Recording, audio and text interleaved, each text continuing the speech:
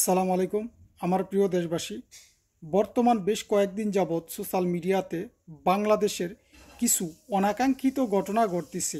তার পিছনে ইন্ধনদাতাকে আমাদের পার্বত্যিক অঞ্চল খাগড়াছড়িতে যে আন্দোলনগুলা ঘটতেছে সে আন্দোলনের ইন্ধনদাতাকে সে আন্দোলনের ইন্ধনদাতা হচ্ছে ভারত, যে আমাদের বন্ধু রাষ্ট্র।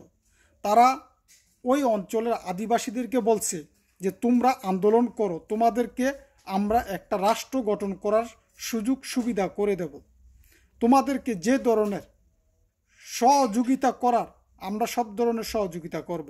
এই কারণে পার্বত্যিক অঞ্চলের চাকমা উপজাতি, বিভিন্ন বৌদ্ধ, খ্রিস্টান, তারা সবাই কিন্তু সক্রিয় হয়ে এখন আন্দোলনে নামছে।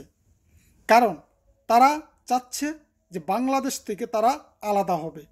তাদের পিছনে ইন্ধনদাতা হচ্ছে ভারত। ভারত কখনোই চায় না আমরা হিন্দু, মুসলিম, বৌদ্ধ, খ্রিস্টান সবাই একসাথে বসবাস করি। তারা যখন আওয়ামী লীগ সরকার বাংলাদেশ থেকে বিতাড়িত হওয়ার পর থেকে তারা কিন্তু একটা ষড়যন্ত্র বাংলাদেশের উপরে করা শুরু করছে। এই ষড়যন্ত্রটা তারা আগে 16 বছর তারা বাংলাদেশ থেকে লুটপাট করে অনেক কিছু খেয়ে গেছে, অনেক কিছু নিয়ে গেছে। তারা বাংলাদেশে কিন্তু আওয়ামী লীগ সরকার কিন্তু ক্ষমতায় থাকার জন্য ভারত থেকে সেনাবাহিনী এনে বাংলাদেশের প্রত্যেকটা জনগণের উপরে অত্যাচার করছে এবং কি তাদেরকে গুম খুন সব কিছু করছে। দেখেন, আজ যখন আওয়ামী লীগ সরকার বিতাড়িত হয়েছে বাংলাদেশ থেকে, তখন থেকে তাদের ষড়যন্ত্র শুরু হয়ে গেছে। তারা বিভিন্ন ধরনের পায়তারা করে বাংলাদেশটাকে একটা অশান্তিময় দেশ হিসাবে তারা পরিচিত, বিশ্বের আন্তর্জাতিক মহলে তারা পরিচিত করার জন্য তারা সক্রিয় হয়ে আছে। দেখেন, আমি একটা কথা বলবো, ভারত বাংলাদেশে আক্রমণ করার জন্য চাইতেছে, বাংলাদেশকে দখল করার জন্য চাইতেছে। আর ভারত কখনোই কিন্তু আমাদের বন্ধু ছিল না। তারা দেখেন এখন আরেকটা ষড়যন্ত্র করতেছে কি, তারা বাংলাদেশের জনগণ ভারতে নাকি গেলে তাদেরকে উল্টে করে মারবে। আর তোদের দেশে আমাদের বাংলাদেশের জনগণ যাওয়ার কোনো প্রয়োজন নাই, যাবে না, প্রয়োজন নাই, যাওয়ার দরকার নেই। আমাদের বাংলাদেশে কম নাই।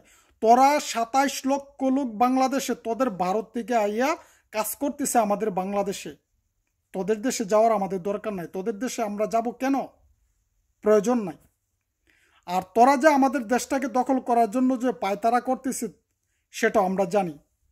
আমি বাংলাদেশের বর্তমান সেনাবাহিনীকে বলবো, আসুন আপনারা বাংলাদেশের প্রত্যেকটা স্কুল, কলেজ, মাদ্রাসার স্টুডেন্টকে সামরিক প্রশিক্ষণ দেন। সামরিক প্রশিক্ষণ দিলে কি হবে, আমাদের বাংলাদেশের ভিতরে কোনো আন্তর্জাতিক মহল যদি চোখ তুলে তাকায়, সেই চোখগুলা উপড়ে ফেলার মতন, জবাব দেওয়ার মতন শক্তি আমাদের বাংলাদেশের প্রত্যেকটা নাগরিকের থাকবে। তা আসুন প্রত্যেকটা স্টুডেন্টকে বাধ্যতামূলক সামরিক প্রশিক্ষণ দেওয়া আবেদন জানাচ্ছি বর্তমান সরকার এবং কি সেনাপ্রধানের কাছে। আপনারা আমার এই ভিডিওটা শেয়ার করে দিবেন। আর দেখেন, মধ্যপ্রাচ্যে যেমন আরব কান্ট্রিতে ইসরায়েল এককভাবে এতগুলা দেশকে প্রতিহত করতেছে, এতগুলা দেশের উপরে অত্যাচার করতেছে, হামলা করতেছে। তার কারণ কি জানেন?